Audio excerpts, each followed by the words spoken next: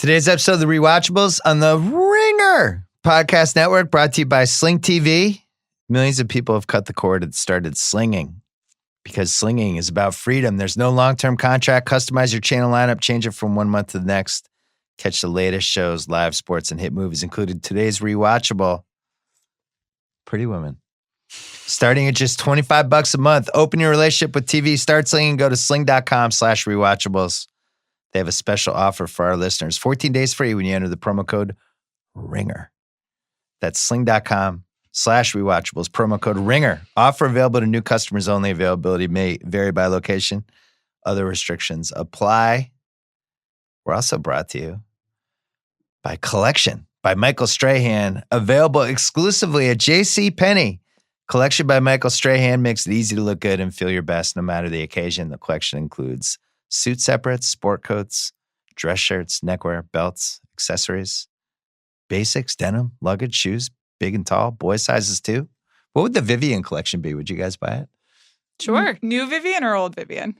Old Vivian. Okay. 1990 Vivian? No, Okay. wouldn't buy it. All right. Collection by Michael Strahan is available exclusively at JCPenney. Visit a store near you or go to jcp.com. We're also brought to you by theringer.com, the world's greatest website. What's on the website this weekend, Amanda? I believe there's a lot of things about basketball. Great. And also a lot of things about the film Us. Go see Us and then read the content. Awesome. And then listen to The Big Picture. Oh, thank you. Yeah. Do. Oh, yeah. The big picture. Yeah. Bachelor party. No, it's gone away. We're still going. Okay. Post-morteming. Well, coming up, Pretty Women. People put you down enough, you start to believe it. Pretty Women is coming up next. Could you tell me how to get to Beverly Hills? Sure. For $5. You can't charge me for directions. I can do anything I want to, baby. I ain't lost. All right, okay. You have change for 20? For 20, I'll show you personally. Touchstone Pictures presents the story of a This date isn't a date, it's business. that led to a deal. I have a business proposition for you. Everything was going their way Well done! Well done! Whoa, whoa, whoa! until I don't want you to go. You hurt me. Yes. Don't do it again. Touchstone Pictures presents Richard Gere, So what happened after? You climbed up the tower and rescued her. Julia Roberts, She rescues him right back. Pretty Woman.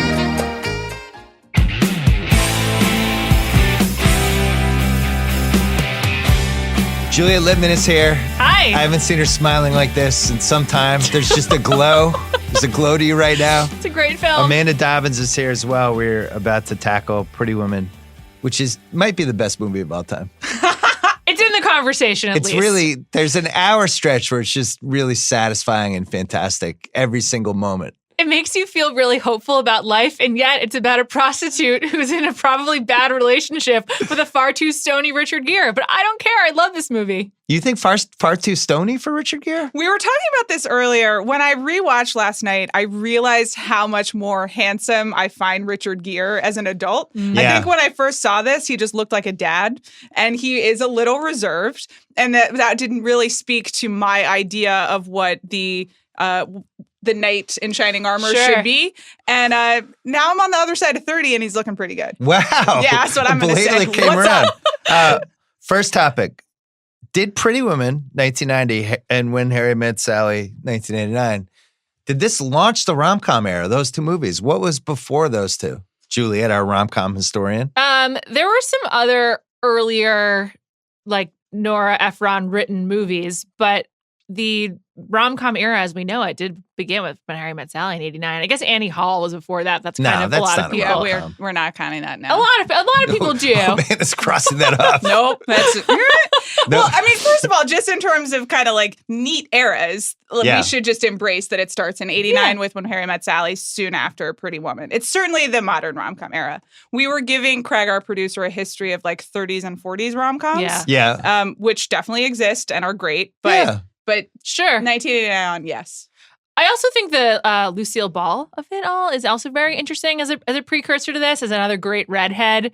And she sort of, I think, this Julia Roberts character really takes a lot from her type of on-screen presence. Well, they call her out. Yeah. She's watching Right. I Love Lucy. in the beginning. And it is like a really nice, I think a nice metaphor of kind of where this character came from and how she like grew out of the kind of the TV characters like Carol Channing and and Lucille Ball. And like those are, and sort of weirdly, TV is more of a precursor for the Vivian character than movies, which is interesting. It's, I would say it launched the modern rom-com era. Yeah. Yes. So it launches 30 years of people basically doing variations of this movie. And what's interesting is usually when that happens, the movie starts to feel old or dated or, people do better versions of it.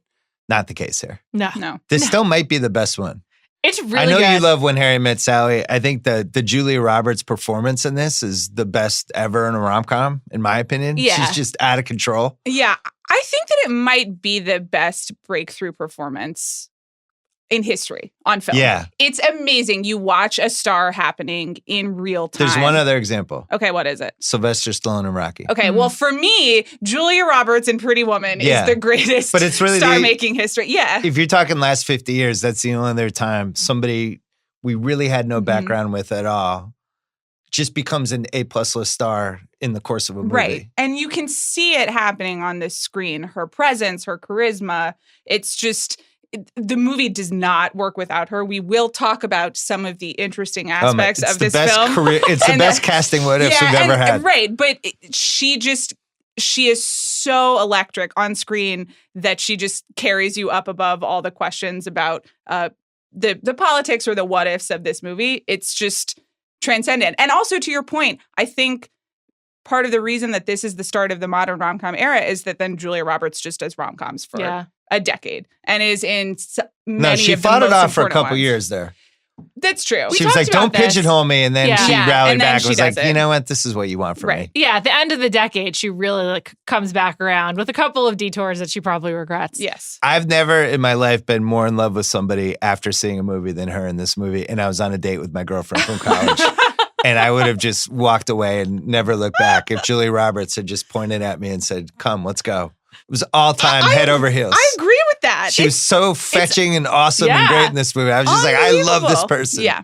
Also, her physical performance is really amazing, and they put her in the position like when he walks into the hotel suite and she's naked, wearing his tie, and has her legs up on the table. She switches from being like gangly and awkward to really hot and seductive so quickly, and that's a really hard thing to do. And it's true. It's really impressive. She's a better physical actress than I recalled because she doesn't really do that as much anymore. I agree with that. So I have a little history with her heading into this movie when I'm probably 20 or 21 whenever I saw it, because she was in Mystic Pizza. Yes. And she was really adorable in Mystic Pizza, and it was one of those, who's that? But she was also in, what was the music movie she was in where she met Liam Neeson? Was it Satisfaction? Oh. And I remember seeing that one too. So it wasn't like she came, like Sly Stallone came out of nowhere. Yeah. People were like, who is this? She at least, it was like, oh, the girl from Mystic Pizza. Right. So Mystic Pizza was and popular movie. Had Steel Magnolias been released at this point? Okay. Yeah, it was. Oh man, Juliet will start crying right now. That's fine. You can't even say the word Steel Magnolias. Don't even mention it. Oh my God, she might lose it. It's interesting. The next movie she made, I think it was either Dying Young or Steel Magnolias, or maybe both. It was in some order. Dying Young, they marketed, this is Julia's next movie. Mm-hmm. It's terrible. Terrible. I saw it in the theater. I was like, Julie's in a movie, I'm going. Yeah, she gets into It's really bad. The zone of must see, like everything she does. Flatliners, also bad. Saw that in the theater. So she had a lot of capital with people after this movie that she used up. By Mary Riley, it was over. It was like, all right, she's obviously can't pick movies. Where do you stand on her as Tinkerbell and Hook? It's a tragedy. It wasn't for you. Tragedy. Yeah. Super skinny. I didn't like the haircut. Also, it's so funny, someone who really is like larger than life, a great celebrity, to relegate her to being like a tiny character that's like flying around is so funny. Well, that's so funny because now when we talk about how we don't have movie stars anymore, one of our references are Tom Hanks and Julia Roberts. Like Julia Roberts was the movie star of the 90s. Even though, and it was pretty much on the strength of Pretty Woman, because as you pointed out, she does Pretty Woman and then just a bunch of not good movies. We did the My Best Friend's Wedding Rewatchables, which was also a classic. But we did a deep dive on Julia's career and just how famous she was. Yes. And it starts with Pretty Woman, but you're talking about, it's also the Premiere Magazine era. It's People Magazine is still breaking stuff. And she was dating Liam Neeson and ends up in the love triangle with Kiefer Sutherland and Jason Patric. And it seemed like her off-screen life overpowered her on-screen life there for a while. Yeah. We didn't know any of this when Pretty Woman came out. No. It was just like, who is this person? I love her. That's one of the reasons why the performance is so powerful, because you can project a lot onto her in that role, because she doesn't come with the baggage of left Jason Patrick, fled to Ireland, made some bad career choices. She's just like a true revelation of an actress. That's true. And she also isn't like, she is Julia Roberts kind of fully formed, which is what makes the performance so great. But when you watch even Notting Hill, certainly, but even My Best Friend's Wedding, you're bringing all the other Julia Roberts performances. You're bringing your understanding of her as an actress. And on this, it's just sheer presence. It's kind of like it's not the first time you're seeing her, but basically it is. She's playing a hooker. Yes. Might as well start there. Sure. Yeah. She says her background a little bit. She fell into it, had some bad things happen. Where did she say she was from? She's from a small town in Georgia, which is small town much in Georgia. like where Where Julia she's Roberts from. is from. Yeah, Where she somehow learned how to drive a Lotus. We'll just leave that on the She side. had never driven a Lotus, she said. She learned how to drive cars like it. Yes. And then she wanted to in get a small to drive town to the in Lotus. Georgia. They worked on cars. They would buy them cheap and fix them up. But she has to be Makes sense. Makes Checked sense. out. she has to be trashy. Yes. She has to be classy. Mm-hmm. She has to be kind of slapsticky. She has to be super sexy. Yes.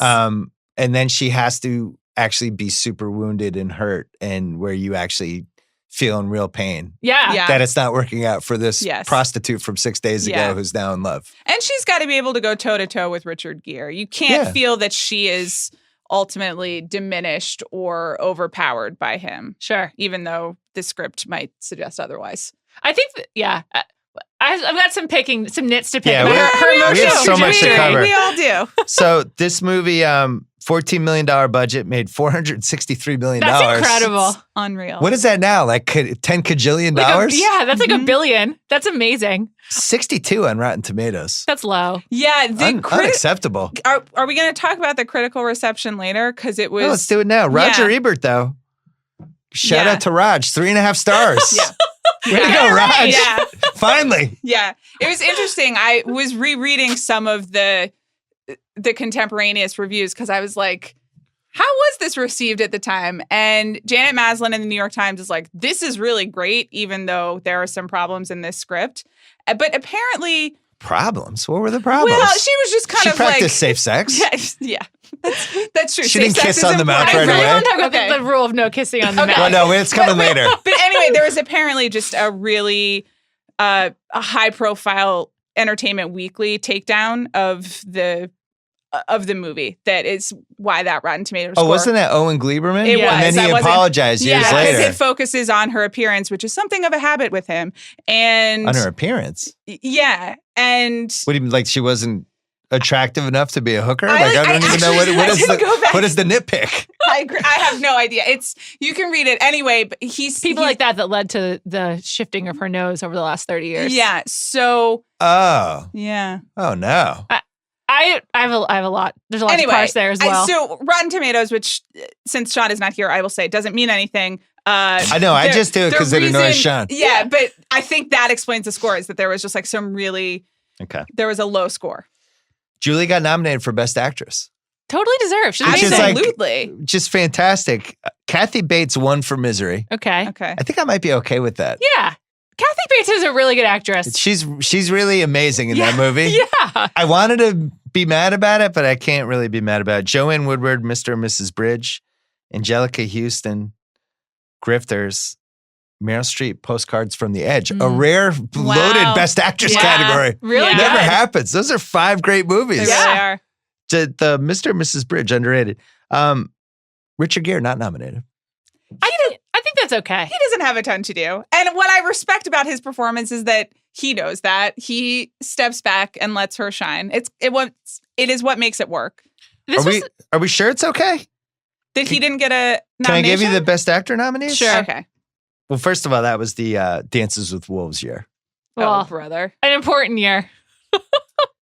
Jeremy Irons wins as Klaus von Bülow in Reversal of Fortune. That's Okay. okay. That's questionable. Costner, Dances with Wolves. Gerard Depardieu, Cyrano de Bergerac. Richard Harris in The Field. That's actually a good movie. I'm okay with that. And then the last one I'm not okay with. De Niro in Awakenings. That's a bad movie. I like the book. Awakenings is a bad movie. Sure, the book is good. I'm not. You could flip Richard Gere and De Niro. I'm okay with that. My only issue with that is I feel like he is, as Edward Lewis, kind of playing his officer and the gentleman character, but like not as good. As a corporate raider? Yes. And I'm just sort of like, it feels very similar to me. But he's like just updated it for a few years, turned it into like a corporate guy, and has like way less tragedy involved. But it felt very similar to me. And I was like, where compared to Julia Roberts or even Jason Alexander, who were like really giving their all to being either the most winning hooker of all time or one of the most putrid lawyers of all time. Yeah. I just felt like he was kind of in the middle. You can't get he doesn't get in the way, and I respect that. Like Okay. they're going, like Julia Roberts is really going big, and it's her movie, and I need it to be her movie, and so I like that he I'm with plays you. this right man. You know, it's Sure. someone has to do it. Sure. I will tell you, Richard Gere, special place in the Simmons house. My mom's favorite actor. Really? Would leave all of us in a second for Richard Gere. Okay, Met him in a charity auction Oh, boy. once and told him that. yeah. And he was horrified. So there you go, Richard Gere. What's her favorite Richard Gere movie? Breathless. Oh my God. Yeah, it's horrible. My mom is like, that's a Incredible. whole therapy session. So Alrighty. Richard Gere, in one of the epic slumps of all time, heading into this movie, from 1983 to 89, Officer and a Gentleman was 82. That completed the successful arc that started for him with American Gigolo, Uh-huh. where American Gigolo through Officer and Gentleman, it's going great. From that point on, sorry, Mom, but Breathless was a bust. Beyond the Limit, Cotton Club, King David, Power, No Mercy, Miles from Home. So he goes 0 for 7. And as we'll get into with casting What Ifs, was like the 38th choice for this movie. William Goldman, who actually, he was writing essays for New York Magazine at this point, and they're all in a book. And he's writing about movies that year in 1990 and about this Pretty Woman movie's coming out. Richard Gere's attached, so who knows? But people are claiming it's good. And then he does this whole piece afterwards about this is a classic, nobody knows anything. Richard Gere, everybody's given up on him. He's a punchline. And now he's a star again from this movie. And that sets off the decade of Richard Gere. When is American Gigolo in that run? Late 70s. That's late 70s. 79, That's I before. think. Okay. That's a weird movie. Paul Wow. Schrader. Yeah. Yeah. So here's how the original movie was completely different. You know the whole backstory of Mhm. Yes. But yeah, tell the people. it's you a know? it's a darker movie called 3000, which was the amount of money they agreed to for her week of service. It was intended to be a dark drama about prostitution in the late 1980s. Vivian was addicted to cocaine. Oh my God. Part of the deal was she had to stay off it for a week. One example of a changed plot line was when Edward broke into the bathroom to find her flossing her teeth instead of doing drugs as he feared. In the original script, she was doing drugs. That would have been weird. She needed the movie to go to Disneyland. Edward eventually throws her out in his car and drives off. And the movie was scripted to end with Vivian and her prostitute friend on the bus to Disneyland. Jesus. One deleted scene has Vivian offering Edward, I could just pop you good and be on my way. Another deleted scene, which is actually funny, it's on YouTube. She's confronted, they go to the Blue Banana to save Kit, Sure. Mhm. or Cat, Kit. and drug dealers confront them, and Richard Gere has to like fight the drug dealers. And So how much of that did they film? they filmed some of this stuff. Okay. Yeah. Yeah. And then at the end of the movie, they had another ending where Vivian and Edward find Kit on drugs. And she's overdosed and dead. I'm so glad they didn't make that movie. What? They really You- harsh my mellow. You know So what's producer Craig, you had issues with the current version of this movie, but Yeah, problematic film. that would have Can I give a hot take? Yeah. I honestly think that version that you just described gets made more quickly than the version than Yeah. Pretty Woman does today. I agree with you. Like, in 2019. In yeah. 2019, the one that's about the realities of drugs and it's the Sex terrible work. ending and sex work and all of that stuff gets made sooner. It was, It's whoever 2019's Misha Barton is as the star. it's funny you say that because as you were describing Joey King. this movie, I was thinking this is very like 1999 Kirsten Dunst, that movie. She could have played the Yeah. prostitute. It was very like, what was that movie she was in with Michael Pena, I think? I can't remember. But in her period right after Bring It On, she would have done a movie like that where she was riding high. I was like looking for like an art film. 3,000. Yeah. Pretty Good. Woman, better title. Good rate. Great in cash. title. I just want to say $3,000 in cash for a week. That's a great rate. Well, so she was getting, what did she say? She was getting like 100 a night? An 100 hour. an hour. 100 an hour, but she lied. There's no way she was getting 100 an hour. That's no, I because don't have right a good before feel. she goes and gets into No the way. Lotus, Kit is like, don't take less than 100. Yeah. So that is That seems like a lot of money for 1989. Well, he's Also, in how weird is Lotus. that that's like 3 minutes from our office? 3 minutes, It's- 3 yeah, blocks. it's It's really, really close. really close. We'll go there later. Okay, yeah. Maybe we'll shoot a little Instagram video. It's the Carol Lombard star, is Yeah. that right? The Bob Hope star. Yeah, Yeah. that's right. From Bob Hope to whatever the Star Territory. And the Las Palmas Hotel is also close there. I think it's on the corner of Las Palmas and Hollywood, and then they just like Yes. live right around the corner. You So, want to reenact the end of Pretty Women at Okay. the last? We'll get the penthouse suite. has to be the top floor. It's Well, the best. We have to get through some of these categories Okay. because we have All like, right. Let's there's go. so much stuff in here. So we got to do the nominees for most rewatchable scene presented by Slink TV. If you need to refresh your memory of the nominated scenes for Pretty Women, which we'll get to in a second, or prep for next week's rewatchable, I know one of your favorites, Fast Five. I actually love Fast Five. They Fast drive Five the is- safe. It's amazing. Fast Five is actually the best movie of all time. I joke that this was the best movie of all time, but actually it is Fast Five. I It's look Fast forward Five to or you doing the Godfather 2. They criteria. attach the safe to a car and they drive it through Rio. Don't It's great. spoil it. Oh, I'm sorry. Look no further than Sling TV. Sling has both of these movies in their deep library of new and classic movies, current shows, and of course live sports, watching your TV, phone, tablet, whatever. They've broken the TV bundle. You can customize your channel lineup from what? Do you like customizing your channel lineup? I love it. Do you? Oh, absolutely. What's better than I have like Nothing. favorites and Of course. different little groups. Yeah. Customization is the way of life in the digital Watch era. what you want, when you want, where you want. You know, I know Sling TV is the future. Nephew Kyle uses it. Oh, wow. Yeah. Then it must be. Cut it. If he's using it, you know something special is going on.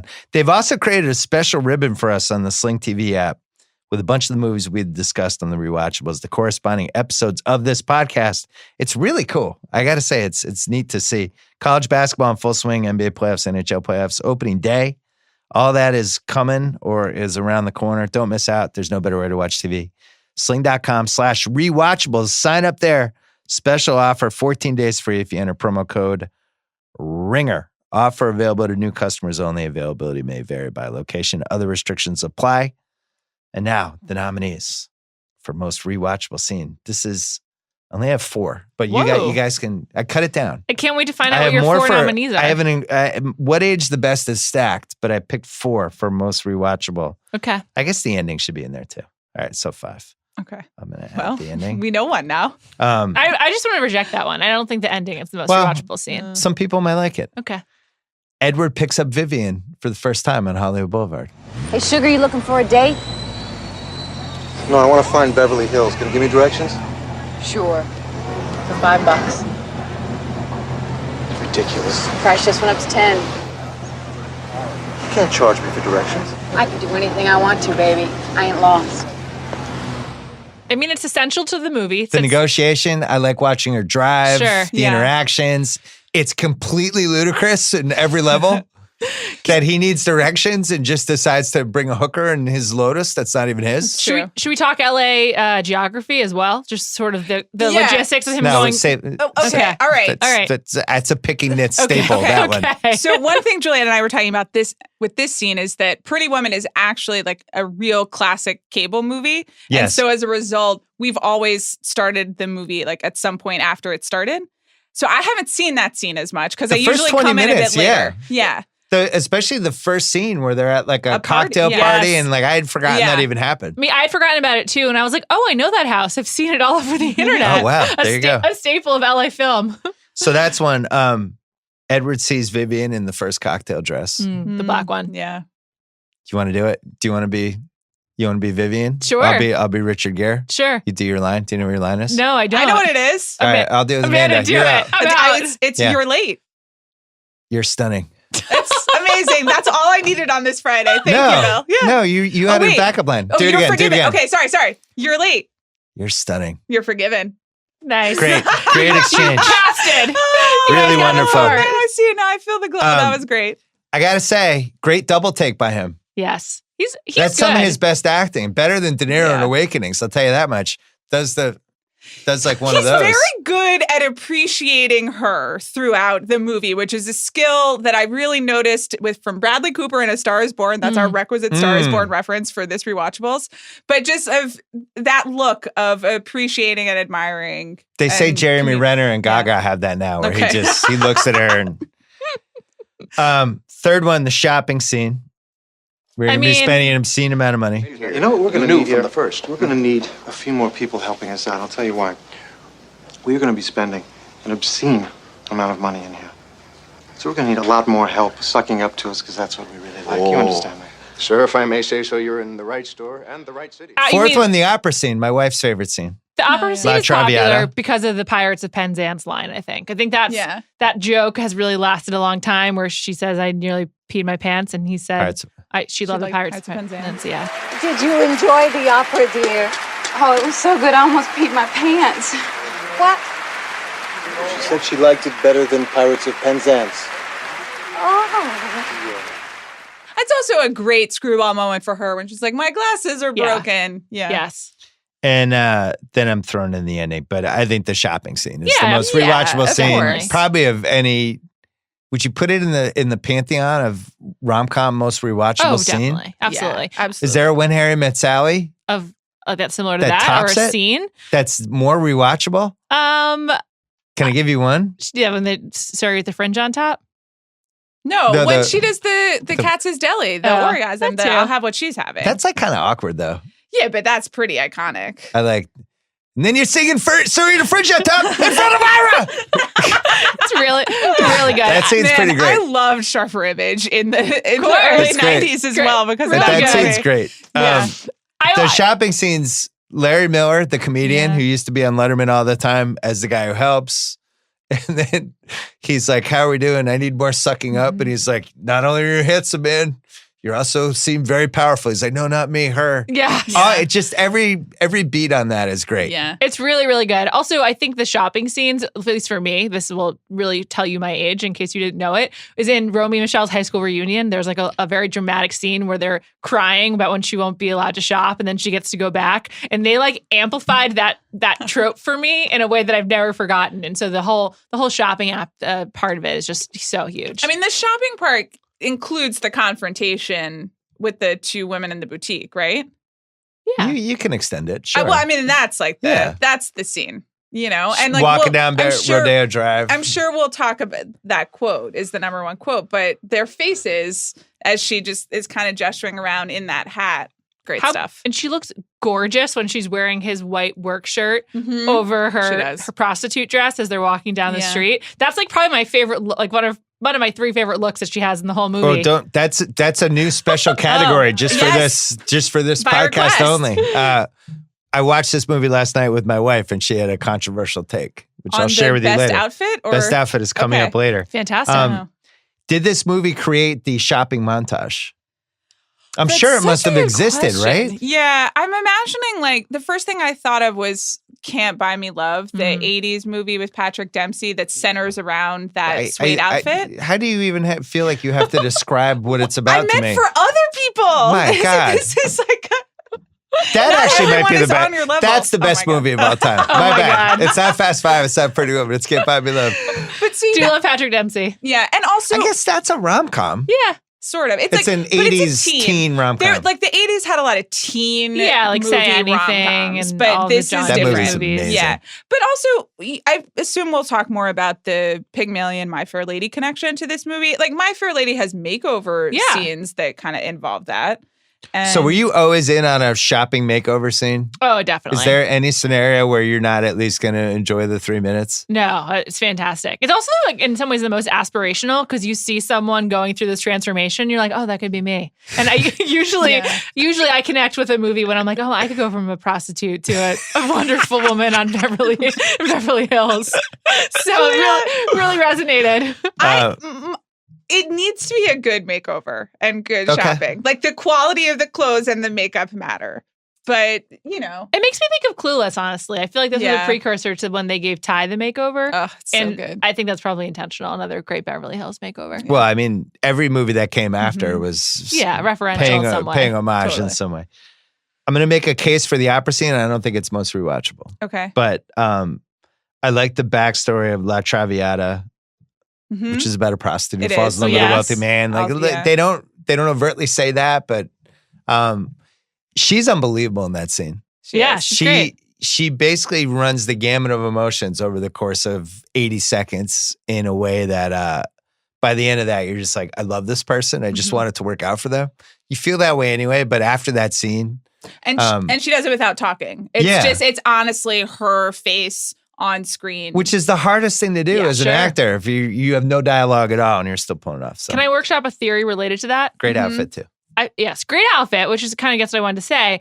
One of the reasons I feel like she was able to become a superstar so immediately is because many of her best moments is when she's all made up. She looks super glam. Yeah. She's wearing the dresses. And you're like, yes, I can immediately picture you at the Golden Globes. Yeah, I can immediately true. picture you as like being a smokes model for Gucci and Louis Vuitton. Like she literally looked the part of a supermodel or superstar. And that really helped, I think, other people visualize like where her career goes next. Very smart.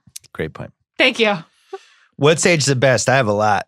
This might be the longest What's Age the Best I've ever had. That's really surprising for Pretty Woman. Let me just say. I just kept writing stuff down. Okay, let's go. Let's start here. The Beverly Wilshire Hotel. So I was telling Juliet. Just gives me the warm and fuzzies just from this movie. Do you know there's a Pretty Woman package that you can get at the actual Beverly Wilshire? Do I know? Okay, have you done it? No. Okay, I was going to be like. Should I do it? No. Maybe. That would be great. I think we should do it and then film it because it comes with a personal shopper. Would I you do want to for stay you? in the penthouse. Would you buy it for yourself? No. It would be funny if you bought it for yourself. I thought, isn't that something you buy for your object of your affection? I think thought it was like a that's gift. why it becomes problematic, though. It'd be that's why it'd be really funny if you did it for yourself. Yeah. Be like, I'm going to treat myself. So when I moved here, one of the things I was excited about was just kind of seeing the Beverly Wilshire Hotel because it was like to me, it's like I didn't even know any other hotels in LA. This was the only one I knew. This movie makes it feel like it's the most important hotel in LA, and I got to say, it holds up to the movie. Beautiful hotel. As the years have passed, I think a couple other hotels have probably passed it here since I've lived here, but it still has the OG feel. Crucially, many NBA teams stay there when they come to LA. Pretty much yes. all of them stay there, the Ritz and Marina Del Rey. Yes. Yeah. So conveniently located. There you go. Close to Craig's and other things. Another What's Age the Best. The scene when she's looking at the necklace case and he slams it down on her finger and she does the Julia Roberts laugh, which was improvised. Yeah. He pulled it on her. She had no idea that was going to happen. And then, that was genuine. Good chemistry. They left it in. The soundtrack. Soundtrack is great. King of Wishful Thinking was one of my favorite songs when I was in 10th grade. So I decided. Still slaps, as is the kids King of say. Wishful Thinking the best song of all time? It might be. What a great way to start a movie. I know. I was just like it's so snapping on my 80s. couch. It's like she's wishfully thinking. Yeah. I'm bopping as we sit here and talk about it. So it's got that. It's got Real Wild Child, Fame 90, Life in Detail, Wild Woman Do, Pretty Woman, Must Have Been Love, but it's over now. Yeah. Must have been love, but it's over now. Great song. No Explanation, Show Me Your Soul, and Fallen. This was a big soundtrack at the time during an era when soundtracks weren't really a thing yet.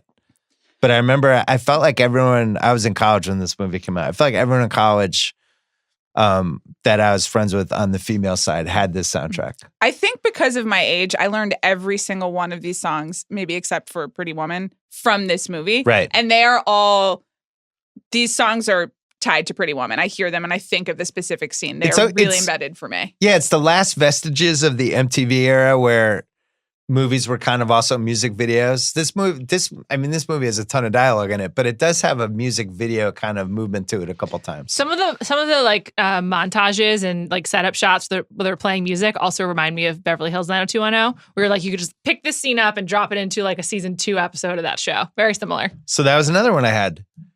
This decade of Beverly Hills as a pop culture character. Mm-hmm. Yes. Because you have Beverly Hills Cop, which literally the entire premise is Detroit cop goes to Beverly Hills and whoa, look at this. Whoa, this is crazy. The underrated Beverly Hills Cop 2, Beverly Hills 90210. Then this movie. And don't forget True Beverly Hills. And Clueless. Was that 90? Wasn't that after? Was that 80s? That's like in the same era. True Beverly Hills then. Let's add that. And then Down and Out in Beverly Hills with Nick Nolte. But Beverly Hills became like this character for 8 years. Yes.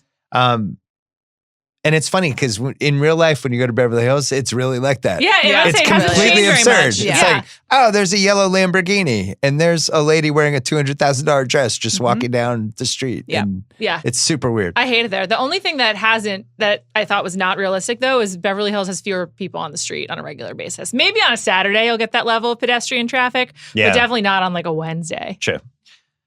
The escargot. Oh my God, I love it. It's a great scene. Now, if you're at dinner and anyone gets the escargot, you just have to make the Pretty Woman joke. I know, but can I say I do that a fair amount and the reference is not as widely known as I would like? You're with the wrong people. I agree. How often are you with people ordering escargot? Like a surprising amount. Oh I'm my like God. doing it. I've got questions on that. I really love escargot. Biggest escargot fan. My son, Ben Simmons. Really? Double orders it. Oh my goodness. Loves okay. it. It's just butter and garlic. Yeah. Another thing that aged the best, polo. Yes.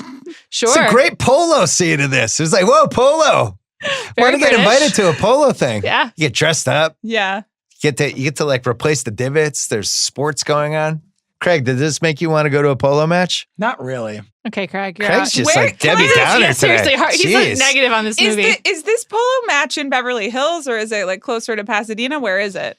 I mean, I'm happy to give you that Okay, information all right. now or later. I'm sorry. I'm jumping ahead. Keep going with the what age I got the an match. Orange County vibe from the polo match. Okay. All right, All we're about okay. to find out. Oops. Edwards, because it's the best philosophy. Yeah. Loved it. I'm down with it. Why do you stay up here? Because it's the best. Yeah. Mm-hmm. Yeah. Yes. I think he played a rich guy really well. And, It's great. And Yeah. the rules of being rich have not changed that much since 1990. So, Yeah. I It's want to great. say he's a pretty tasteful rich guy. oh, certainly. You know, yes. that's like if you're gonna be a really rich corporate raider with emotional issues, Sure. I think that you want to have his level of taste. Can I ask Amanda a brief aside? Yeah. How does Richard Gere in this movie compare to Harrison Ford in Working Girl for you? Oh, wow. Woo! Oh my God! Wow! I'm sorry. I'm going to sit this one I out. just I'm just going to go on my phone. You guys hash this out. Very similar. Yeah, Similar type of profession. I know the answer. Like it was tough. So the answer is Harrison Ford for me because I like a bit more charisma. Sure. You know, like there is something stoic and powerful about Richard Gere in Pretty Woman, but it's appealing. But like at the end of the day, you don't want to work that hard. Harrison you know? Ford definitely way more fun. No, Exactly. No question and about that's it. kind of, I understand the appeal and I understand why Richard Gere has been successful Mm-hmm. in his work life. And it works in this movie, but for me, it's Harrison Ford. Okay. What about you? I agree it's Harrison Ford. Okay, just because he good. seems like he's more Yeah. fun. But if I was marrying solely for money and for future riches, I'd go with Richard Gere. I Better know, but businessman. Harrison Ford gives her the lunchbox at the end. Yeah, I Harrison will Ford's say- great in that movie. Can I just, so Harrison Ford in Working Girl is my number one Harrison Ford of all time. Yeah, which he's really important to me. So you've picked like a very strong example. So I know funny you because know that. last week on the Rewatchables, Mallory said Harrison Ford in Witness was the most attractive man in the history of movies. So now we've had two different Harrison Ford just winning every week on the Rewatchables. I think also crucially in both those characters, he's like a savior guy. He's like rescuing a woman. So there's Congrats a to lot him. of that. Harrison Ford still winning. I've never treated you like a prostitute. Leaves. You just did. Really It's a good great line. exchange. Really good line. one. That fight is here. That's a very hard fight. They Very have some upsetting. good fights. Yeah, they do. Chuck Klosterman was on this pod a few weeks ago, and we realized that he really likes fighting in movies for some reason. And now when I see people fight, I think of how much like Chuck would enjoy it. Verbal fights. Yeah, verbal, like just when couples are just kind of turning on each other for a minute in a scene. And that they have a couple good ones in this They where do. it's like, oh, don't say that.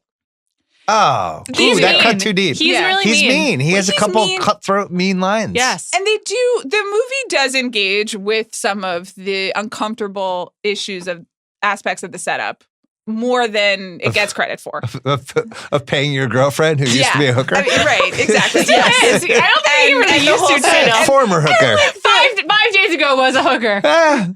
Hooker in limbo. And like this savior complex and like transition. money can save everything and you know all that stuff. It engages with it slightly and and it uses the fights to do that. So I agree with you. Kit Kit. in the hotel, seeing the old couple. Well, first she calls the security the sphincter police, which I Yes. really enjoyed. And then she says, for 50 and for 75, the wife can watch. $50, Grandpa. For 75, the wife can watch. Great part. I love the old guy. Oh, yeah. And I think I've used this in sports columns because I love this line when Richard Gere decides that he's going to build boats with him over ruining the company. He goes, I find this hard to say this without sounding condescending, but I'm proud of you. Yeah. It's a good one. It's good. Really good. I'm gonna tell Fantasy this in about 2 hours. I was gonna say, no it's context. It's super male. I feel like that's the kind of thing that like only men say to each other. Yeah, it's a male on male. Yeah, it's so good. men are like, yeah, that's good. It's nice that you're expressing your feelings. Yeah, it's you good. know, it's kind of like the Pretty Woman version of the Yeah. people in the drive of the Bradley Cooper, Sam Elliott driveway. Sure. Second Star is Born reference of the podcast. It's good. We got 3 more in us. Okay. If I said that to you, I feel like you would be upset after. I would just be like, thanks. Okay. Like, what am I supposed to do with that? I'll just keep going. That's weird. Okay, Yeah, Bill. It's not enough. It must be difficult to let go of something so beautiful. You know Holding the necklace. Yeah. Can I take a peek? Open it up.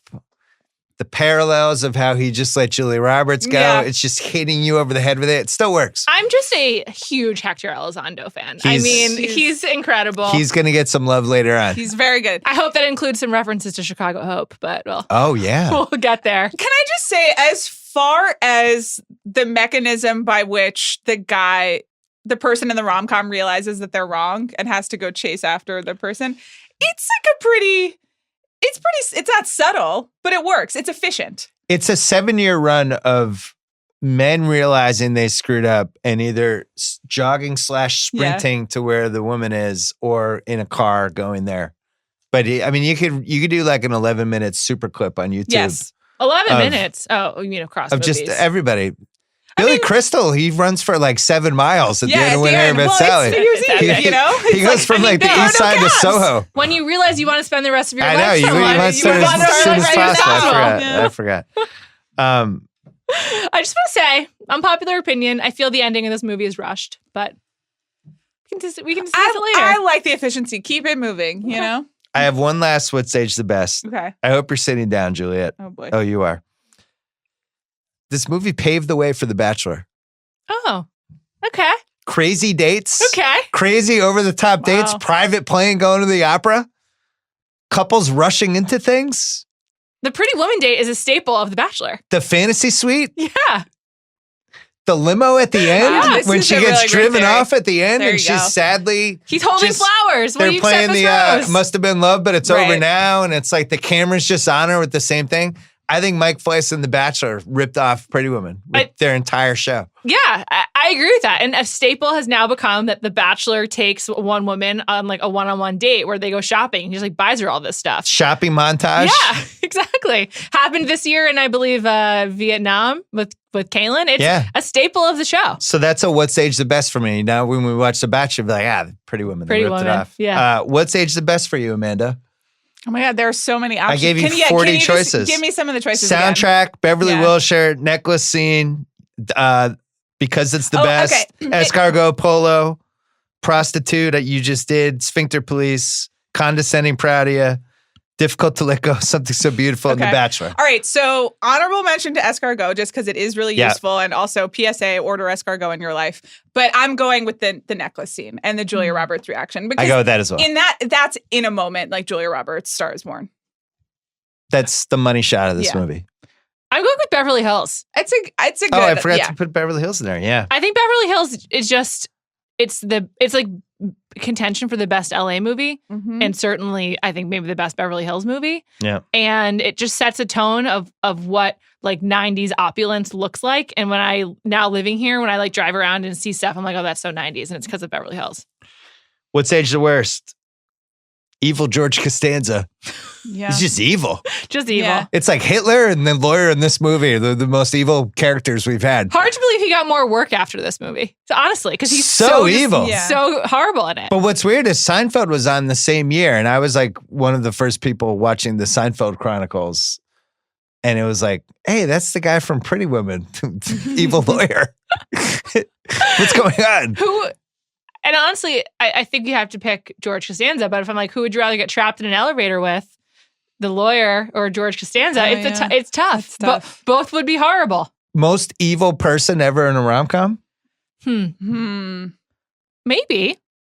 Trying to think of anybody who was sexual more assault reprehensible. is not that often in rom-coms because it's a real downer. But the thing is, he'd already, I feel like, clinched the title before the attempted sexual assault. The polo scene, yes, when he starts doing this to her arm, that was gross. like, he's disgusting. that was it. That was so creepy. He probably is because rom-coms don't really get this messy in terms of the subjects that they discuss that often. I mean, except for Sandra Bullock falling in love with someone in a coma. Or I guess, and then there's Never Been Kissed, where it's like some teacher student stuff that's tough. But I think this is the most objectively, straightforward evil. Yeah. Him hitting Vivian, I have as a second What's Age the Worst, because I just don't think the movie needs it. No. Yeah. I think Richard Gere could come in as they're in an argument and he's like, "You're a fucking hooker. You got to get out." Like, that would have accomplished the same. The ultimate goal of that scene is Richard Gere needs to turn on the lawyer and maybe even punch him. Right. You don't need to have like a sexual assault in the hotel room. I don't know why they did that. I don't know either. It's really tonally dissonant with the rest of the movie. And also, at no point in the movie, it's one of the reasons the movie is good is because she's not physically threatened. Like, their relationship is business. And so to introduce an element of violence is very strange. Right. I mean, it is probably a holdover from the original script. Because when you think about it, it just started in a much darker place. Just get rid of that. Yeah. 3 a.m. no condom piano sex. I wrote down here for What's Age the Worst. Is it now time to talk about the kissing rule versus the no condom piano sex? Do we know that there's no condom? It's just not shown. She comes out in a bathrobe. What did she come down with? Six condoms in pockets? Yes, bathrooms have pockets. So she's like, I'm going to go downstairs She's to the a lobby. professional. I might as well bring She's my a pro. condoms. She's a professional. Who knows? I'm going to bring my condoms. You never know. No way. There's no condoms. Okay. We don't know that for sure, but you're probably right. And then let's just deconstruct this scene. Okay. Mm-hmm. She's watching TV, falls asleep. It's like 2:50 in the morning. She's at the Beverly Wilshire Hotel, which, by the way, I dare anyone to go there at 2:50 and see if one person is still downstairs in the lobby. There will be one person, and you'll be an NBA player? You'll have some questions about the relationship that you're seeing in front of you. Great point. So she's like, "Where is he? Oh, have you seen Mr. Lewis?" She goes down in her bathrobe. He's over there in the conference room. Right. Goes in there. He's playing like world-class piano for like two busboys who are just watching, who are like, should we go home now? Should we catch the 3:00 bus?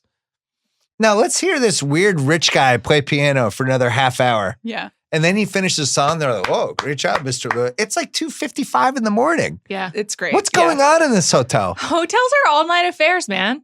That's why you stay there for the service, for someone to clap for you at 3 a.m. You want a busboy. And then he's like, "Guys, can you leave?" That is my They're problem. Like, all right, we're out. And now they're just gonna hook up in this conference room in the lobby? I just want to know, and I guess he's a rich guy, so he thinks he owns everything. But there are like 5 people in this ballroom, and some of them are cleaning up, and a couple are just like sitting down off hours. And the audacity of Richard Gere to be like, "May I please have the room now, guys, in order to have sex with my girlfriend on top of this piano?" And everyone's just like, "Sure, that seems like the right thing to do." Yeah, like, good. bye. We'll see you later. Floor is yours. Good sir. luck.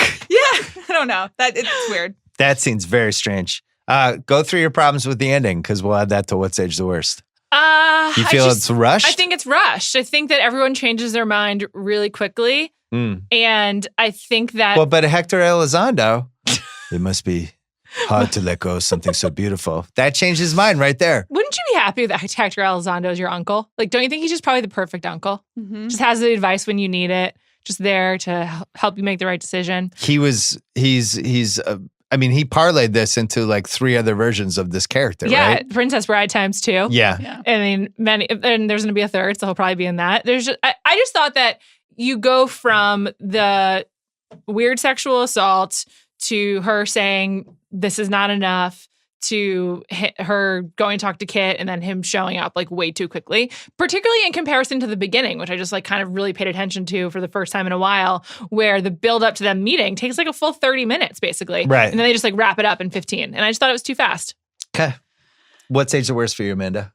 Well, are we Evil George Costanza or the actual sexual assault scene? I mean, that's not great. Are we going to talk at all just about the basic lessons of the movie?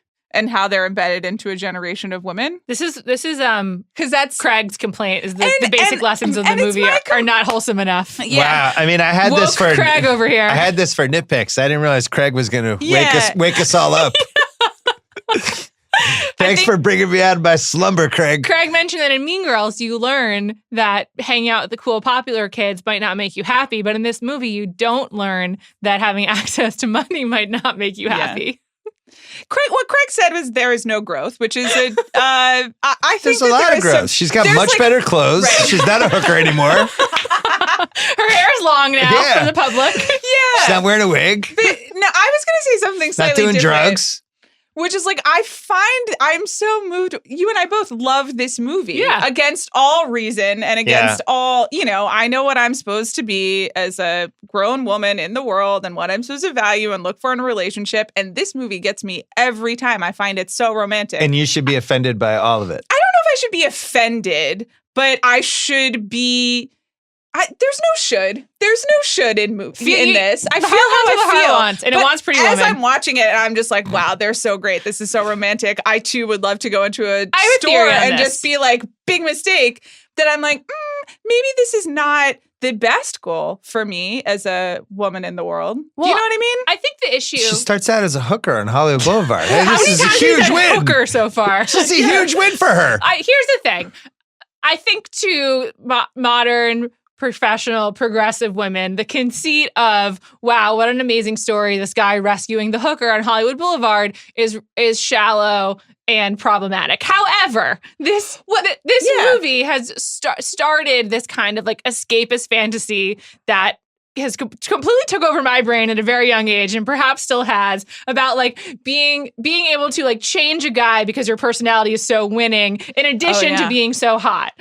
Right. Yeah. And that's a tough lesson. Yeah. And that is like kind of like for me, the overarching message of the movie, which is maybe problematic, but I don't care. Like that's in so many great movies. It's fun to watch and she really sells it. So whatever. That's a tough one. It is also, and they lead into this. She says at the end, I want the fairy tale. And it's like, it's a fairy tale. Yeah. It's just like all of the princess things that, I don't know. It's dark Cinderella. Yeah, but like... And I do think now people are sort of examining, like, do you teach kids all the princess stuff at an early age and what lessons? I don't know. Should a guy be saving I'd you? say Can you change a guy? Like those two things are really unrealistic. Yeah, but who cares to me? No, it's just that this is more a 2019 thing. Yes, it's is. Just overthinking every single thing that exists. It's true, but it doesn't like. Not what you guys are doing. I'm saying like should we have princesses? It's like that's. Well, I know, but all I'm saying in terms of what is age the worst, like you cannot understand how deeply that this movie is imprinted in Juliet and our minds. Like I totally can because you know it's the same for my wife. But from such a young age, and so I think about it, and I'm like, what did I learn? You left out one crucial part of this movie, so I'm going to give you from the male side. Yeah, I always took this as a movie like. You never know who you're going to fall in love with. Even it could be the most ridiculous situation of all time, which in this case, we have a billionaire picking up a hooker, but they connect instantly. And it's like the heart wants what the heart wants. That was what I took from the movie. Yeah. I think that's really beautiful. Thank you. Very sweet. Thanks. I think that all of these lessons that have like just really seeped into our minds are unrealistic. And that's like why rom-coms, like people like pick nits in them, but that's also why they're so much fun to watch and like ultimate escapist I think fare. I think My Best Friend's Wedding is a much more offensive movie than Pretty Woman. Because that's like a maniac kind of manipulative, hurtful person who does whatever it takes to try to steal this guy that she decided 10 minutes earlier that she liked. It's true. That person's a way worse character than... I think by the end of the decade and also the beginning of the aughts, there's a lot more movies that pit women against each other as like a mutation of the rom-com. And those are probably on the surface like not quite as anti-woke, but maybe more like detrimental to like conceptions of women in film. Not to get too deep. You know what the worst one ever though for rom-coms? Bride Wars? What was the one where Jennifer Aniston... Paul Rudd's gay Picture and Perfect. when she tries to flip Paul Rudd. Oh.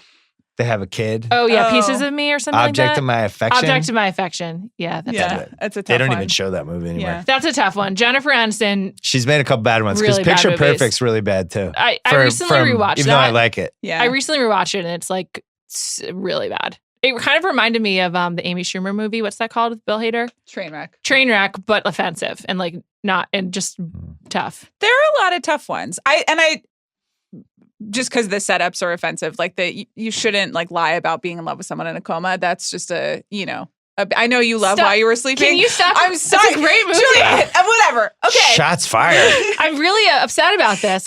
But I just Chicago set movie. Oh my God. Public transportation. Peter Juliet. Gallagher and Bill Pullman. She Sandra lies. Bullock. She lies to the entire family of a man in a coma. Fabricates a relationship, including like some, special parts of his genitalia that only she would know. And then at the end of after lying to the whole family, dumps him for his brother. They needed not model behavior. They needed a galvanizing force, and it was her. They needed someone with a lot of charm to get through the coma, and they did. There are many problems with many rom-coms, and I just think we were talking about this as the start of a whole rom-com era, and so I think of it's the model on which all of these other rom-coms are based, and so there are some lessons baked into it that I just try to. The lead re-examine. characters just got crazier and crazier there for like a 7-year stretch, but now it seems like it's calmed down. Or they just don't really make them as much anymore. Now Netflix is making the modern version of them, and the characters I don't think are as crazy. At least I haven't seen it. Maybe it's coming.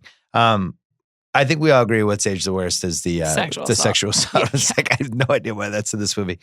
Oh my God, casting What Ifs. Oh my God. Holy shit. Woo, for taking a deep breath. Look at this. This is an all-time record. Burt Reynolds offered the role of Edward Lewis and declined. That's disgusting. Yeah. That's just unbelievably gross.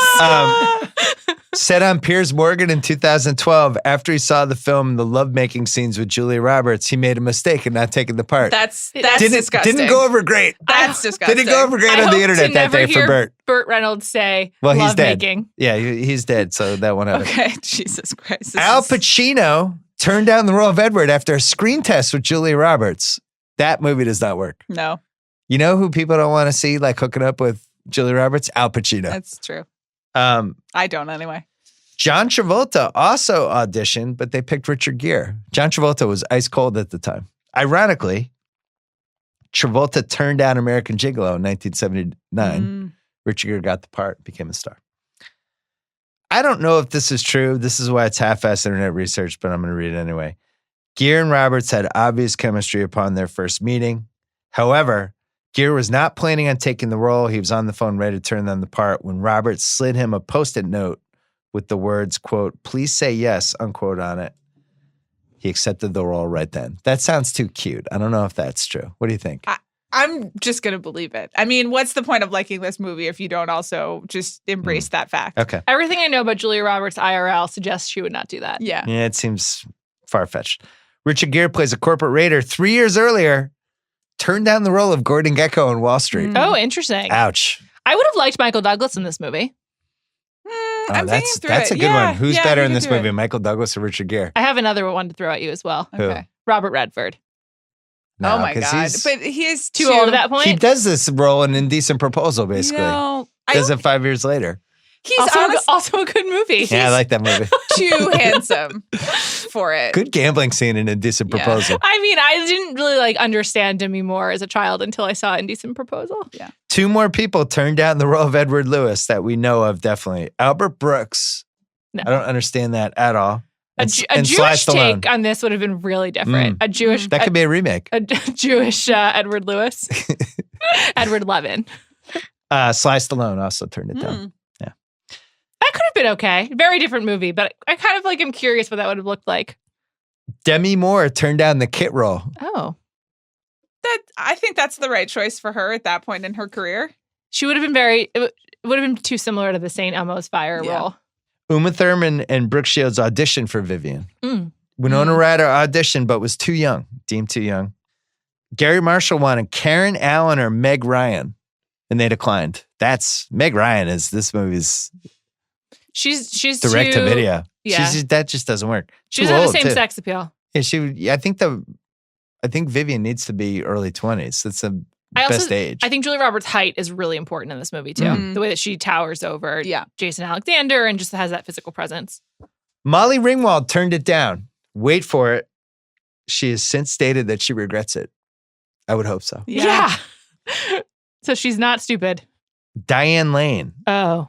Very close to playing Vivian. I would have enjoyed that. Had to pull out at the final moment due to scheduling conflicts. The script was much darker than they basically make it. It becomes unfaithful, I guess, pieces of it. God, Michelle Pfeiffer turned it down. And then this is half-assed. Valerie Golino, Kristen Davis, Jennifer Connelly, Daryl Hannah, Sarah Jessica Parker, and Sandra Parker allegedly turned it down. Who knows? I don't believe many of those. I don't believe. That's why it's half-assed. Okay. So there you go. The Dion Waiters Award. Best heat check in the movie. I have as nominees Laura San Giacomo as Kit. Sure. Mm-hmm. Hector Elizondo. Mm-hmm. And the bug-eyed elevator guy. Those are my three. Oh, yeah. So I think Hector Elizondo is more than just a Dion Waiters heat check performance in this movie. So I think it's not him because he's just like too big for the award. He's really only in like 4 scenes. What a punch he packs. It's not what we think of as a traditional heat check performance because it's not loud. Yeah. I actually think the answer is Laura San Giacomo. I do too. She's into 5 scenes. Yeah. Always like their Sex Lies and Videotape right around the same time. She had a good career, but I always liked her more than what her career ended up being. I actually felt like it could have gone a level higher. I was into Just Shoot Me. Yeah. I liked that show that she was on. Yeah, she's good. She's cute. Hector Elizondo, he deserves some sort of award. I don't know what it is. Should we introduce a It's new the Hector character actor Elizondo award? award. Yeah. Award. I have an award for him. New award. This is exciting. This might be the only time we do this. The Vivian Award for Best Outfit. Yes. Oh, wonderful. Here are the nominees. This is And so exciting. These are, I thought it'd be funnier if I wrote them down with How my you description describe of them them? because Okay, I yeah. think you'll enjoy that. Okay. Here are the nominees. First cocktail dress, black with neck thingy. It's a great dress. Yeah. Post shopping spree, white button dress with black hat. Yes, Yeah. that's an amazing one. It's very These are Barbara all Hershey. She Here's walks so down far. on Rodeo You've got a Drive. future in fashion credits. Continue. Brown polka dot dress at polo match. Yeah, Mhm. an iconic look. Yeah. Red opera dress. Yeah. Blood orange short suit with cat. Yes. Those Love are it. 5 nominees. Yeah. What do we have? My pick is the polka dot dress. I absolutely love it. Love the belt. Just think she looks amazing. Wondering why she's not wearing a bra, but whatever. Did you notice that? I did. It's Yeah. sort of weird. So as the prints of this movie get better on the streaming, it's kind of become- see-through. Yeah. it's also just like a lot I don't of remember that from movement. the- I don't lot understand of- why she did that, but It was a move. it might be why someone was like so suspicious of her because who would do that? But anyway, I love that look so much. I think she looks amazing. Runner up for me is the black cocktail dress. I just think she looks stunning in that. Yeah. That's the first cocktail dress. Yeah. Okay. Yeah. I like the polka dot dress is the objective answer. I feel like that's the iconic one that I think of. It's the Breakfast at Tiffany's look for her, like her own version of that. It is. I think when we were discussing this award, I said that I was going to do the coral short suit because I just want that to be my 2019 look. But when rewatching, for me, it's the cocktail dress. It's the first black cocktail one. dress. Her hair is amazing in that too. Unbelievable how beautiful she looks. Yeah. And Looks great. Yeah.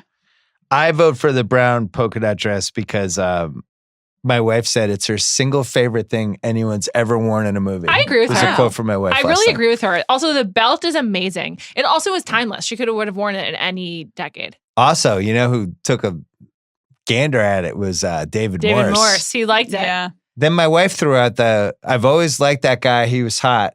Go Google him now. And we Googled him and he's like this old English actor now. Hmm. And you'll feel really old if you even Google him. Okay. Yeah. So there you go. All right. So I think by a 2-1 vote, brown polka dot dress wins. That's the right answer. Okay. No, I said that that's the objective answer. It's a unanimous vote, but I just wanted to share some feelings. I mean, just a stunning amount of half-assed internet research. Oh, here. great. Is this the time for geography? No, Yeah. I thought No, that it's was coming. in nitpicks. Okay. Neither Ferrari nor Porsche wanted their car to be used in the movie. That's how they ended up with Lotus. Big mistake. Bad move by the Ferrari. Huge mistake, yeah. Dumbasses. The movie made $468 million. No. Don't you want to become the sign of riches? Like, Come on. idiotic. The homeless man that Edward asked for directions, Mm-hmm. Gary Marshall, the director. Oh, really? Oh, I didn't notice that. Yeah. Okay. Richard Gere is actually playing the piano Really? and composed the piece of music that is played. Don't believe that part. I don't believe it. It's half I did wonder what it was because it was not like he was playing Beethoven. Wasn't like Chopin, yeah. You guys probably both know this, but in the dinner scene when Vivian flings the snail across the room and the waiter says it happens all the time, same actor, Gary Marshall, the director, in The Princess Diaries, same line. I'm not familiar with that movie. Okay. The necklace that she wore to the opera really did cost $250,000. Can I just say I thought that was low? Interesting. Well, 1990. I mean, I know, but That's like $5 million now. really? $4 million? $3 30 million? years? Wow. I'm never good with this stuff. Okay. A right. security man from the jewelry store equipped with a gun was standing behind the director during the entire scene with the necklace. Incredible. This is weird. During the sex scene, Julia Roberts got so nervous, a visible vein popped out of her forehead. Which sex scene? The one when they finally kiss on the mouth and go at it. Okay. Gary Marshall and Richard Gere massaged her forehead until the vein disappeared. She broke out in hives and was given calamine lotion until they were finally able to shoot the scene. I'm just passing this along. I don't even know what true. that is. Also, in Massaging that situation, the vein? I just don't That think doesn't help. calamine lotion is going to help at that juncture with that level of with hives. Just it's not passing working along. that quickly. Just my take. The Las Palmas Hotel was where Vivian's apartment was. It's still there today. Okay. Yeah. Field See trip. it anytime. The polo match was shot at the LA Equestrian Center in Burbank. Burbank. See, I thought it was headed towards Pasadena. Interesting. Yeah. Okay. 75 lush acres. Oh. The bathtub in the scene where Vivian was singing had a lot of detergent in it to make a lot of thick bubbles. And it was so strong, it rinsed the red dye out of Julia Roberts' hair. They had to Wow. re-dye it that night. Wow. Yeah. Huh. They also, when she had her eyes closed with the headphones on, the whole crew left and she opened her eyes and there was nobody in there. And they played a practical joke on her because she was cool. so beloved by the set back then. The last one I don't think is true. And I actually watched the movie to see if it said Gary Marshall was tickling Julia Roberts' feet out of camera range to get her to laugh during I Love Lucy. Oh, yeah. Then when you see it, you see her whole body. I don't think that's true. Okay. Don't sneak your half-assed internet research by me when it doesn't work. Apex Mountain? I say yes for Richard Gere. Interesting. Because he had Internal Affairs same year. That was a big movie. And it just felt like he had a nice run after this. Yeah. What comes after this? Not a lot of good stuff for him.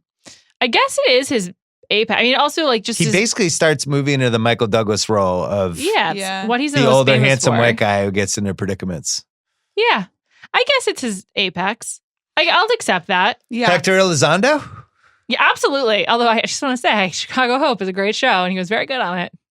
Julie Roberts, we already decided this one. We said it was My Best Friend's Wedding Era, right? After. I think it's probably not her apex since it's launched her she's too career. young. Yeah. But she's excellent in it and just stunning. David Morse, yes. Whoever played that guy. Other than that, not a lot of apex. The Joey Pants Award, this is what we'll give to Hector Elizondo. Okay. Can you remind me what it is again? It's the Joe Pantoliano Award. I for know. that but, guy. Okay. That guy. Where you? All right.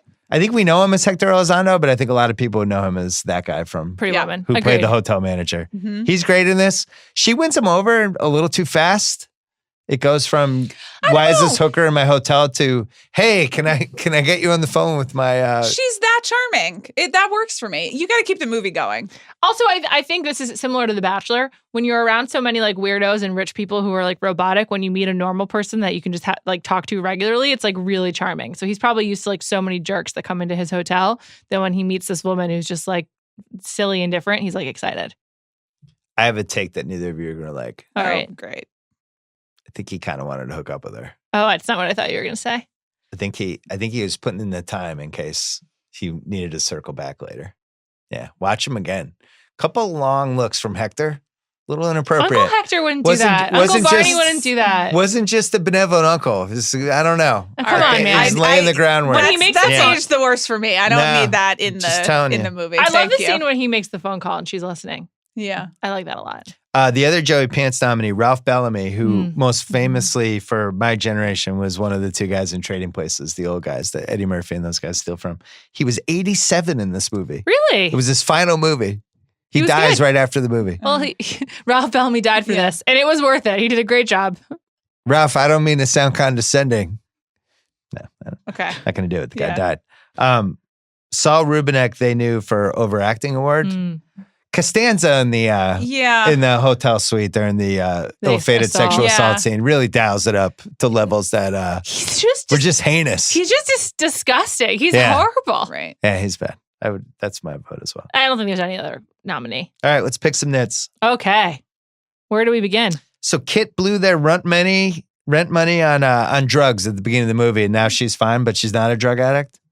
It's very Vanderpump Rules. She's kind of samples the drugs. It's very similar to the cast of Vanderpump Rules, who obviously do a lot of drugs but aren't addicts. So I buy it. I think that's a way of life in the fast lane of Hollywood.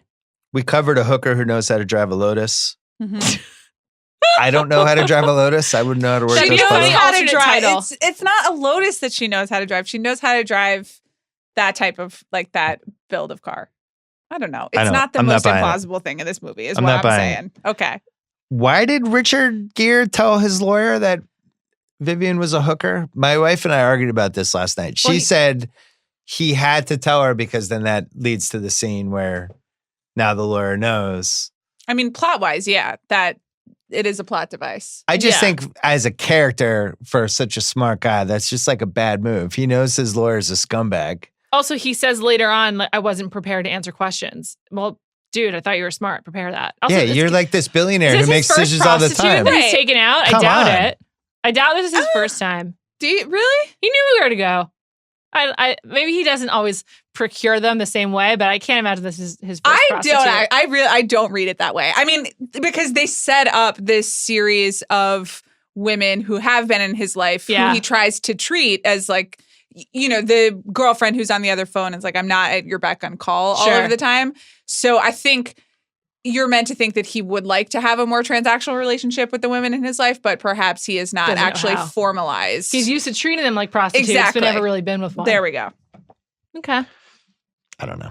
I think he's too smart. Too smart for that one. Well, I think part of it was that the guy was like, I think that she's a spy. And I mean, the George Costanza character, the Jason Alexander character is so annoying that probably the only way to convince someone convince him she's not a spy is to tell him some other ridiculous thing, So I understand that logic. Also, technically, he's his lawyer, so it's supposed to be a confidential arrangement. She doesn't kiss on the mouth. Okay. This is a problem for me. All right, let's go. Let's hear it. I just think that's a weird boundary. Yes. She said, I'll do anything else. Anything else. She's the opposite. She puts everything on the table. It's every single thing except for don't kiss me in the mouth. For her, except it's kissing, not sex. It's weird. It just doesn't make sense. She said everything else. And I think based on her behavior, that's believable. If I'm going to have the don't kiss me on the mouth rule, okay, I'm going to say, but I'll do just about anything else. Okay. I'll do anything else means I'll do anything. You can't throw that on the table. I guess that she just, it's absurd. It's a weird rom-com trope that doesn't make any sense. I'm just going to say in the whole scene, the whole spectrum of arrangements that are made in this movie by the sex worker and the corporate raider, no kissing on the mouth isn't the nitpick that I would have chosen. It's not your top nitpick? The whole arrangement seems so preposterous. I think the fact that there's no kissing makes it even more preposterous. It sets it up for late in the movie when they finally kiss on the mouth. It's like, oh, now they're kissing on the mouth. Making. Yeah, that was good. Okay. I'm just saying fundamentally ludicrous. All right. What other nitpick did you have? Oh, let's talk about location. Yeah. So the movie begins with him in probably Bel Air, maybe the Hollywood Hills, for being generous, the west side of them. He comes to Hollywood Boulevard to meet Vivian. It's very unclear how he ends up on Hollywood Boulevard from where that party was. I'm pretty sure I know what that house is. It looks like a ship from the outside and has this white metal railing around it. I think that's what it is. But I think they said they were in a Bel Air. In any case, he travels a long distance out of the way to go to find her in Hollywood and then go back to Beverly Hills. So it would have been better to be in Los Feliz. Yes, you need a Los Feliz Hollywood. Now the listeners are pouring gasoline on themselves who aren't from LA. But steady matches. He drove east to go back west, right away. Right. It just didn't make sense. So the polo match Burbank from Beverly Hills. That's a long limo ride. That's like an hour. You know what Edward's doing in real life? He's taking a helicopter. Helicoptering. Yeah. 100%. There's plenty of pads in both Beverly Hills and Burbank. I was watching some 90210 season 5 after mourning Luke Perry's tragic loss. Yeah. The Dylan's drinking season. I'm deep in season 4, right behind you. The geographical homicides that are committed constantly in that show. Oh my God. I mean, they're living in Hermosa Beach at this hotel, and then it's like, oh, I left something at the Peach Pit. And it's like nobody's ever in traffic. It's amazing. Where do you think the Peach Pit is supposed to be? Like on Wilshire I always thought somewhere? It was like Wilshire, Beverly Hills area. It was filmed in Van Nuys, but I always thought it was like probably like a Wilshire part of Beverly Hills. That movie takes a lot of liberties. We also never find out that show. We also never find out what California University is. Best quote. I mean, like, we can just run through the runner-ups. Go ahead. No, you do the runner-up. I didn't really have any runner-ups. There's a winner. This category is so easy. Yeah, big mistake. Big mistake. Hello, do you remember me? No, I'm sorry. I was in here yesterday. You wouldn't wait on me? Oh, you work on commission, right? Yes. Big mistake. Big. Huge. I have to go shopping now. Honorable mention to my wife, who after the old guy helps out Julia Roberts with the which fork is which, she goes, you bring a hooker to dinner and you find out who's a good person. Which I thought was good high school yearbook quote for the kids out there. Definitely. I actually think that is weirdly, as usual with my wife, weirdly wise and true. Yeah, definitely. Yeah. Who treats her with dignity and respect. Yeah. Because she's just a human like the rest Carrie of us. Simmons does it again. Yeah. I learned like how you're supposed to navigate silverware from that scene. I didn't know. Yeah. It's important. Yeah. People put you down enough, you start to believe it is also really good. Yeah. Could this be remade as a 10-episode Netflix show? I was shocked by how fast I said yes.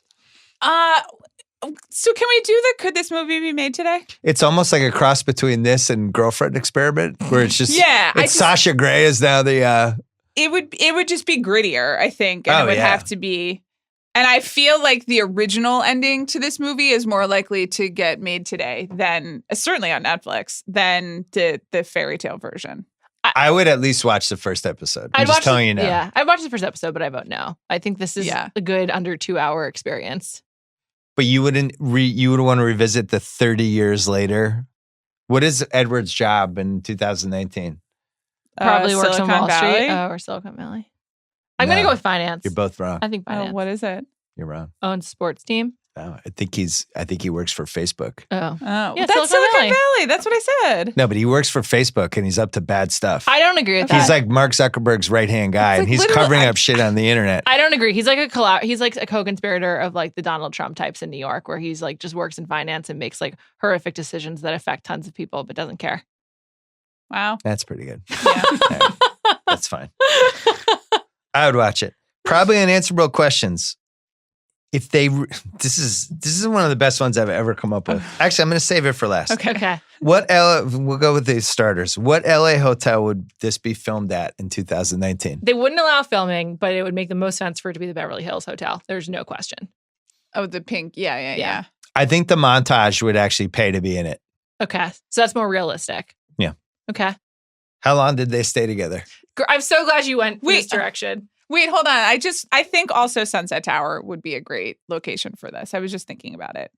And especially if you're, How long did they stay together? I mean, this is why this is so screwed up, because I'm like, forever, it works, which is like, what is that about? Why can't I assess this realistically? I give it a quick marriage after 9 months and then a divorce after another 1 year. So I'm going to go with 20 months. Wow.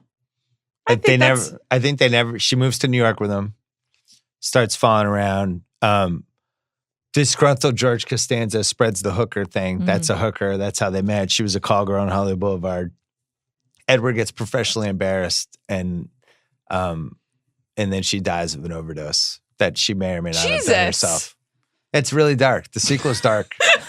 She's dead. She's dead in a year. What is the point of enjoying this movie if you guys are suddenly killing her off in this sequel? What the hell? George Costanza is the most evil character ever. He's going to ruin them. Yeah, I think that's true. Okay, so let's no. Let's spin this out. You guys are nuts. So I think you got to start with the the business decision that he makes, that now they're like going to build big ships together. And that obviously goes wrong, right? Because you think she's like a vice president at the new shipping company? No, I think that decision affects his professional life. And does he respond by being really angry and becoming like an even worse business person, or does he get out of the game? Well, now he knows to every once in a while take off your shoes. Right.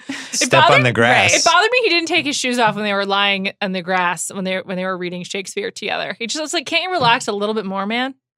How do we? I forgot to put this in nitpicks. How do we feel about that date? Okay, can we I'm going to take the hooker to the park now and just read Shakespeare? Read books no, as she lies on me? The book is Shakespeare quotations. Yeah. It's not even like a full Shakespeare play. God. They just got like a book of quotes. Just get some sonnets at least. Yeah. Some poetry. So much He's a more bad boyfriend. Much more romantic than us. Amanda thinks that they stay together for Forever. years No, to get married.